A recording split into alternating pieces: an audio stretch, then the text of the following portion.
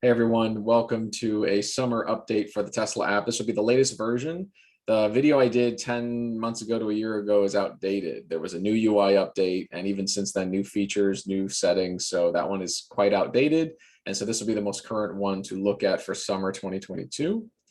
At first glance, when you're pulling open the app, if you're seeing this, your system is on, utility has given permission to turn on. If you don't see this yet and are waiting for it, it does take some time, days, weeks beyond installation for the go ahead from your utility and Tesla before you see this in the app. Assuming you are seeing this, however, at the top, you'll see your current generation. You'll see the home pull, total pull that you need, and then how much the Powerwall is giving you, and then the delta from there is what the grid is giving. So in this case, I have off-peak energy rates all weekend. It is almost 1 o'clock in the afternoon, almost 110 degrees. It is an excessive heat day, and this solar generation is 4.8 on an 8 kilowatt system. In the springtime, because right now should be near around peak generation, this would actually be high 5s to 6+. And then if you have the most optimal orientation, even higher. And the reason why this isn't as high is because we actually see an efficiency drop based on temperature. So that's something to keep in mind, is your generation will fluctuate on a lot of factors, and the temperature outside and the temperature of the panels themselves is a big factor. So because this is updating in real time, I would recommend spending some time going through your home to learn how much energy pool each one of your major appliances, like a range, microwave, AC, portable mini split AC, charging your car, all of those major items will impact the home usage. You'll see that update in real time. So this is 5.5 pull right now, and this will change. I'm running a dryer. I'm on the computer right now. I have a couple air filters, a couple appliances plugged in that are pulling energy. And if I were to go to the air conditioning right now, this is showing that it's on in a low state. And so if I were to actually disable this, this is going to turn off now. And I'll see this update as well. So it's pulling 5.4, and then this should start to, as you can see, go all the way down to 2.5. So I know in a low state, it's at least a 2 kilowatt pull to run the AC in a low state for the efficiency AC that I have. And that's really good knowledge to know that if I ever was in an outage, that Powerwall, which is 13 kilowatts, I basically have usable. Let's call it 12 just because of degradation over time, is I have roughly at 2 kilowatts. I know that I could run the AC for about 4 to 5 hours, give or take, before it depletes. And that's assuming it's in low mode the entire time. It's not perfect math. I'm also factoring the fact that during that time, I still want my fridges to be running. I still want lights to work. I still want potentially the TV and other things to work as well. And so that gives you an idea of how long you can use those appliances in the event of an outage. Now I've generated 16.8 kilowatt hours of energy today. And so if I enter that, this is the part, while it's still similar to the new UI update, there's a lot of performance improvements that have been made. So this runs a lot faster.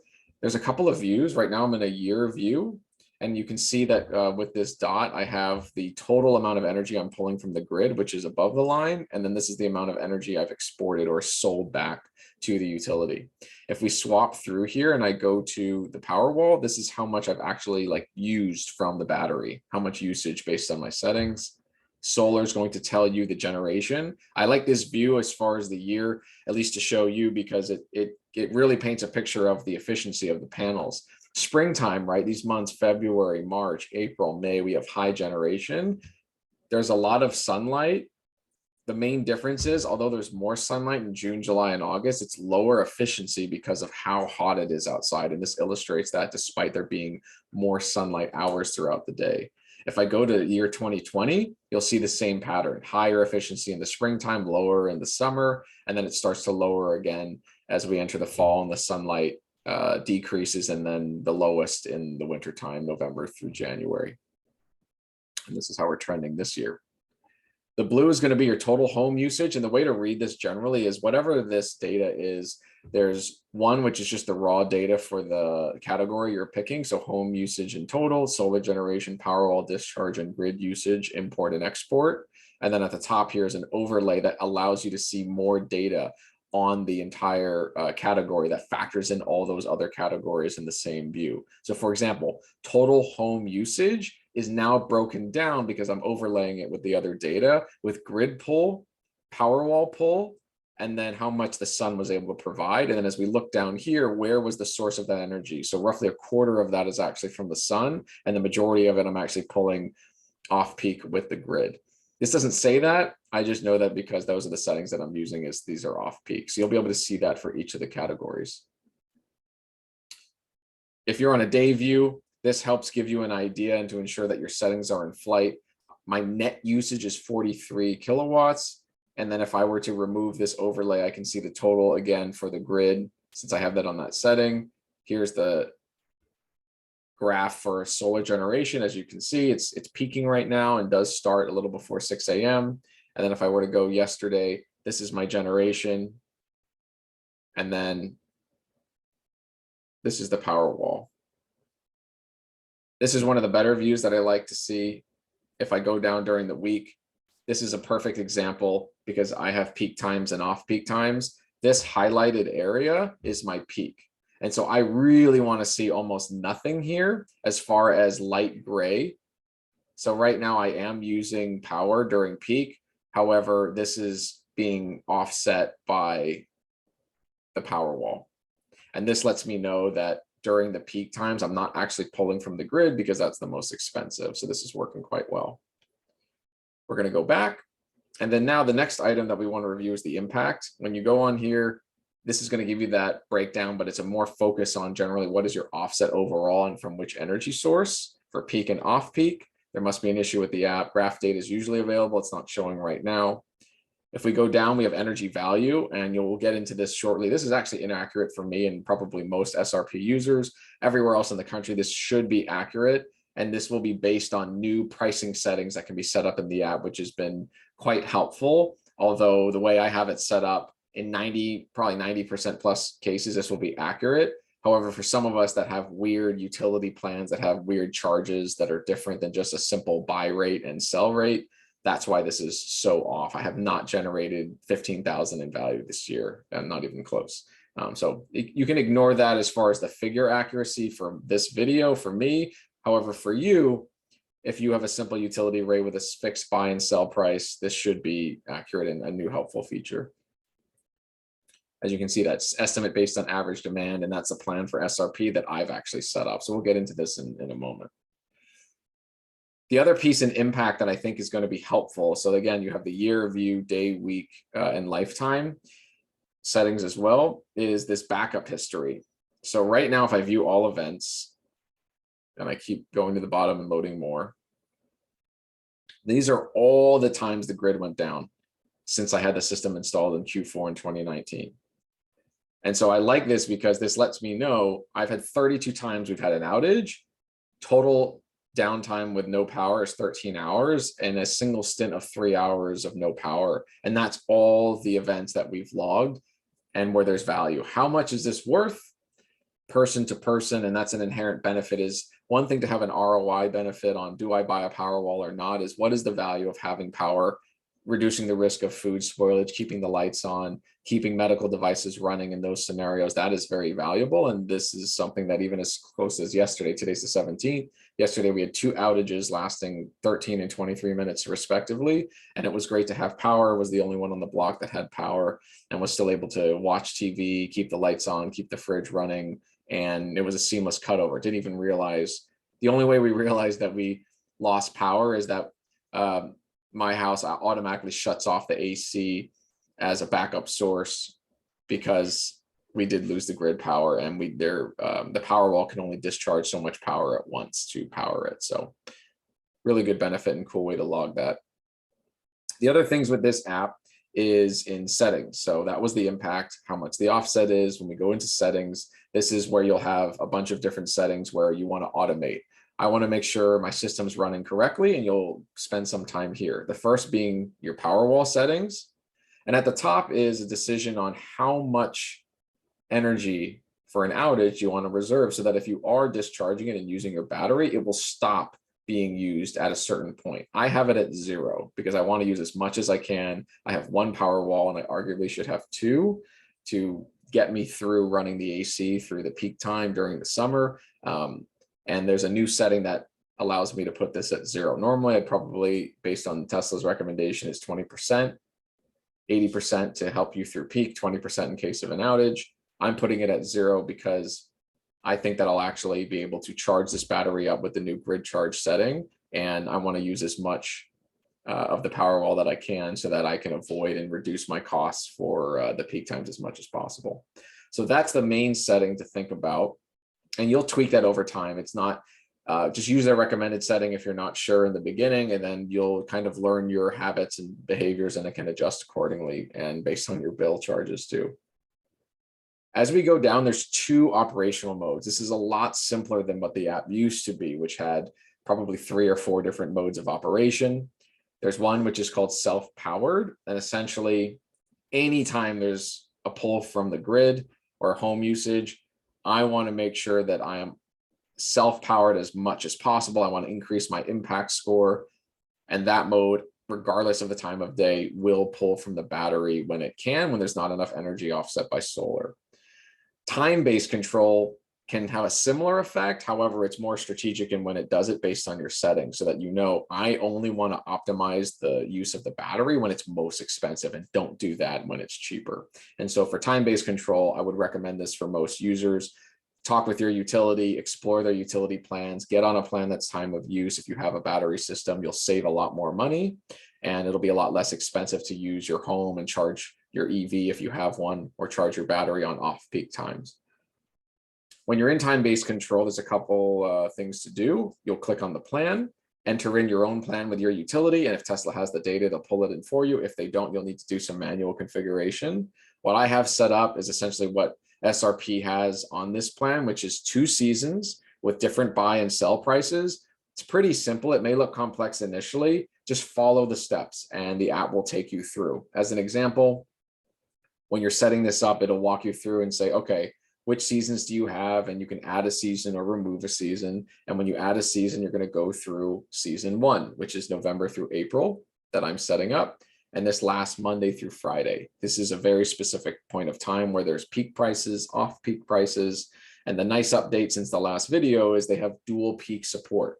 So the battery will automatically discharge during on-peak in the morning, turn off for discharge, and then turn back on again for discharging during the second peak time in the evening. That's rare, meaning I actually talked to Tesla, was like, can you please add this feature? And they said, hey, we are building for most people most of the time, and 90% of the world does not have double peak. So sorry, and love it that they took a lot of the feedback and actually implemented this feature. So kudos Tesla for doing this update so we can automate this process. So this is season 1, Monday through Friday. You hit next, configure season 2, which is off peak all the time. And there's a button to say, hey, it's the same as weekdays to save you some time. And then adding a time period. In this case, I'm already configured, but you'll do that in case you need to add a peak time or not. It's pretty simple UI. And then going to season buy period, buy price and sell price. I have this set as the buy price on a solar plant is actually 4 cents a kilowatt. And then the sell price is actually different. This actually was a typo. This should be 5 cents. And this is, let me go back so we can talk about this. This is an optimal setting, I would say, if you're using SRP, but not optimal if you're not. So look at this and put in your buy and sell price. I have a buy price of almost $10 per kilowatt per kilowatt hour, because this tells the battery really not to discharge and pull from the grid and sell back energy during a peak time. We have to make the buy price so expensive that it lets the Tesla app know, do not ever pull from the grid during peak. This is when this is set to 5 cents, which is arguably accurate for SRP. What we're missing is there's no option here to add these weird fees that SRP charges, like demand charges. And because of that, Tesla's looking at the math, looking to see what makes the most sense for the price you're selling to the grid relative to what you use. There's all these things it's thinking about. And there are some times that it'll pull from the grid. And what it doesn't know is, hey, SRP is charging us an extra fee for doing that. And there's nowhere to enter that in the app. So in order to avoid that completely, we put a very, very high max out the buy price, and this avoids that and is a really good setting. And then referencing earlier, that's why the energy value creation is so high, is because of this. For me, that's less important to know. I just don't want to be charged an extra amount from SRP, and this is the setting to do that. It's kind of a workaround. For everyone else, you just enter your buy and sell price. It's going to be accurate, and this will also translate to the car settings for the new update they did with charge stats. You'll see on a vehicle, it'll actually let you know how much money you're saving on your vehicle based on these prices and relative to average gas prices in your area. Really cool, since this is like every little piece impacts other parts of the app. All right, so cost of electricity is done for season 1. You'll go through the same thing with season 2, peak, off peak, so 2 to 8 in the summer, which is where we're at now. Again, next, enter the same pricing model, and then you're done. So I'll save that. The rate is saved, and that is how you're going to set up your time-based control. The last option is advanced. This is the brand new setting in the last month. I have a separate video when this dropped. This is something that's really been helpful for allowing the battery to charge from the grid, not just the sun. However, this is the default state. So if you see this in your app and you hit yes, you'll get this warning that says there may be tax implications. And the reason why this is coming is because when you buy Solar and Powerwall together with Tesla, most likely, if not all of you, are taking the full tax credit. That's the estimate you're given on the website. And when you talk to your accountant, they will talk about this, where if you are allowed to and charge your battery from the sun, you can apply the entire solar tax credit through also on the battery. Doing this kind of changes that, because now your battery is not being charged by the sun, it's being charged by the grid, which defeats kind of the purpose of being able to claim that tax credit. So that's why there's an implication here. I charge my battery both from the sun and the grid, and you'll find that there are inherent benefits to charging from the grid outside of these tax implications, where when the sun is down and the grid and the battery is low, if there's an outage, that's a huge risk to having no power. And so this is like a hybrid for me, where it's going to charge up off peak. I will always have power, and especially during that winter when there's a dual peak, my battery is going to be at 100% in the morning now, because I'm able to charge off through the grid.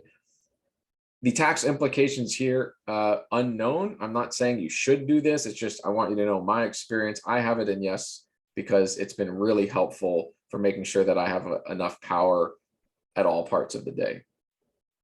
So use that at your own risk. And I think it's actually a really good thing.